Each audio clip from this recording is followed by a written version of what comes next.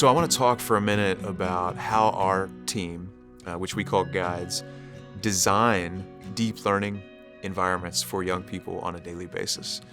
And whether you're a parent and you're interested in the behind the scenes, whether you are actually an educator or a guide and you're learning how to design these for yourselves, if you're a learner and you kind of want to know what to expect, I want to kind of share the sausage making, sort of the secret sauce behind how some of these engaging deep learning experiences get built. At our school, we have some signature learning experiences that are called Civ, which is kind of like social studies, or Quests, which is sort of projects that learners do, or Story Arts, which is English language arts through different storytelling genres.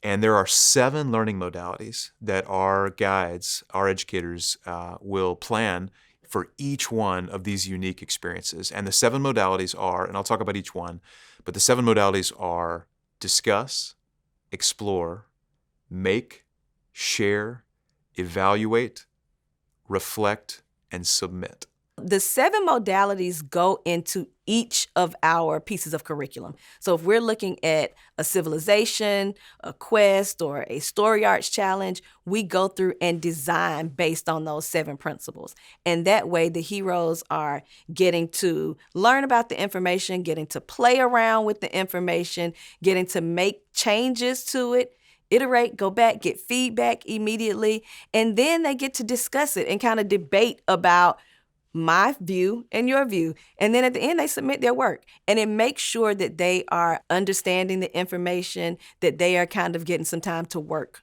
with the information. And doing this keeps it structured throughout each of our challenges so they kind of know the flow and how things should work throughout the day. So it makes it really easy for us to plan and for the heroes to understand. So for discuss is basically what we do is we come up with a story that's interesting, that hooks the listener.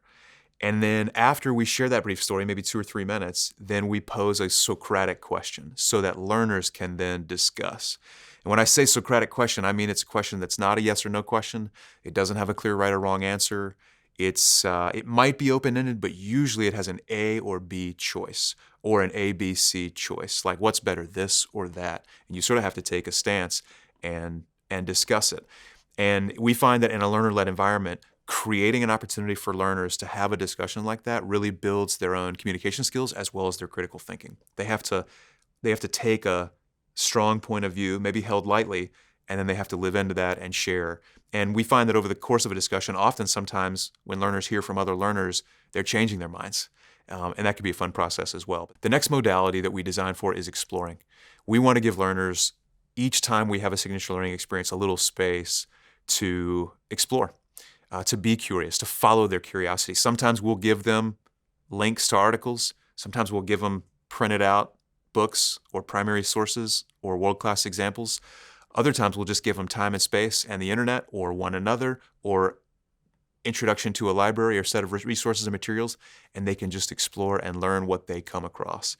And we find that helps deep learning because they're allowed to follow their curiosity and they see relevance and they're able to follow rabbit trails that interest them. And so there's time for that in each signature learning experience. But at some point we transition to make. Make is an interesting thing that we do. We design opportunities for learners to take what's in their minds and hearts and to actually bring it out into the real world. And they will take their thinking and make it visible is the language that we use. And whether that's designing a prototype, like literally building something with pipe cleaners or cotton balls or wooden, popsicle sticks, and they have to create some sort of a prototype of something that's in their mind, that creates and facilitates deep learning. Another idea would be maybe they have to make an essay or they have to make a quick speech that summarizes what it is that they just explored, what it is they just learned. And we find that in making something, like I said, it just deepens that learning and gives them even more familiarity with the content. Learners are often proud of their work. They're proud of what they made. They're proud of the thinking that they've done. And so sharing gives them an opportunity to lean into that pride in a productive way and to share with another learner, what they've made, what they've summarized, what they've decided, what they've reflected on. We find that is yet another tool for engagement. because, hey, if I'm going to share this with somebody else, well, I'm on the hook for that, and I better have something to share. They don't always, but we continually give them an opportunity to share, and we make it cool to share. So they increase their communication skills and collaboration skills, but also they feel comfortable making their work public and honestly getting ready for that next part, which is evaluate. So it's crucial for us when we design these learning experiences to give learners timely, high-quality feedback. There's lots of different ways to orchestrate that. And as guides or educators, we're often thinking about what strategy we're going to use to let the learners have their work be evaluated and then get that high quality, timely feedback. Whether that's from peer to peer, learner to learner giving feedback, whether it's from guide to learner, whether it's an expert who happens to be in the learning environment giving them feedback. Whether it's a responsive, gamified online platform that they're able to get feedback in real time, whether it's some expert that they're sending work out to and they're going to give them that timely feedback. We're often wondering, hey, what's the protocol that we're going to use to guide them through that evaluation process on that day so that they can get that quality feedback on the thing that they've just made. We also want to give them an opportunity to reflect, to literally think about their own thinking.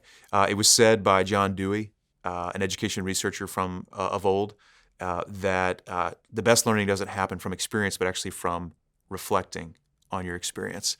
And in that spirit, we know that if we guide learners to get meta and think about how their thinking changed over the course of a learning experience, we know that that deepens learning as well. It helps them remember it for even longer. And so that's why we think of different protocols and why we design to help them reflect. The most simple prompt that we use most often is, hey, before this experience, I used to think, fill in the blank, and now I think, fill in the blank. And then lastly, submit. We invite learners to submit their work formally, often on our online goal-setting platform, so that they have that level of accountability. And again, that provides another level of motivation so that they can complete the work, they can have a record of what it is that they've done, and they can be proud for having completed that work in the end. So in summary, those are the 7 modalities that we design for to achieve fun and deep learning on a daily basis. And what's important, especially for educators and guides to realize, is that every signature learning experience, whether it's civilization or story arts or quest or whatever it is, needs to include all 7 of those modalities in order for it to be deep learning. The beautiful thing for learners is if you're designing your own badge or you're designing your own course, whether you're at elementary, middle, or high schooler, you can think through those modalities as well. It's, hey, what am I going to discuss and with whom? In what ways am I going to explore? What am I going to make? How am I going to share, get feedback, submit, all the things? And as parents, just want to provide that insight into the journey of what that looks like. Sometimes we may order it differently. Sometimes we might start with explore and end with discuss. Sometimes we might start with evaluate because they're picking up work that they left off on the day before. But that's the kind of deep learning that you can expect in our learning environments.